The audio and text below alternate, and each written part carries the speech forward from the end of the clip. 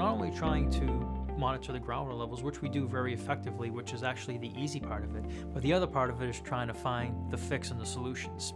The wall network will give us a picture of what's going on in the ground. It'll tell us where the groundwater is below the ground surface. So in some areas it may be 10 feet below the ground surface, in other areas it may be 12 feet below the ground surface. We use that information and correlate that to the elevation of the wood piles under the buildings to determine whether or not a certain area may be at risk. You're in an urban environment, there's not a lot of green space for when it does rain for water to penetrate the aquifer, ultimately to replenish the groundwater table. So when it rains, the water just runs off and goes into catch basins and goes into sewers. Whether it be runoff or the rain precipitation itself. And so that would oftentimes replenish the groundwater levels and at least keep them pretty level. If you can imagine all of Boston, it's not a bathtub. I mean, water will go where it wants to go, and if it doesn't want to stay in the ground, it'll find a place to go.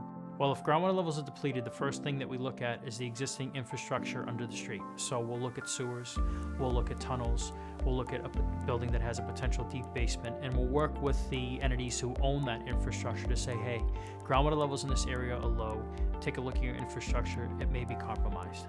We've been working to develop porous infrastructure. So sidewalks now, having an area where it's porous, where the rainwater can essentially percolate into the ground. Unlike conventional asphalt or concrete, this type of pavement has voids that basically allows the water to enter. And the other thing is the city's Article 32 Conservation Overlay District. So there's two components to that. The first component is to recharge groundwater. So anybody that comes in and wants to substantially gut rehab their building, they're now required to put in a recharge system, which is basically just taking your roof leaders and instead of having them run off into the street or into the storm system, redirecting them back into what's called a recharge structure. It's essentially a dry well. So taking that rain that's falling on the roof and putting it back into the ground. That's how we replenish the aquifer. That's how we're basically returning the area to its natural state. And then the second component of that zoning is the no harm component. So if somebody comes in to a site and says, we want to put up a building and we propose to put up a building here with 3 levels of underground parking.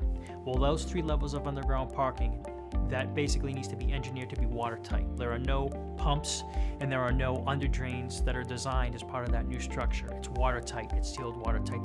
And that's really the genesis of the zoning, was the no harm component, which was really to ensure that nobody doing anything below grade is going to adversely affect the groundwater table. It's been estimated that probably 40 to 50% of the city's residential task base is on piling supported structures. That's what's at risk. Ultimately, that's what the Groundwater Trust was established to protect.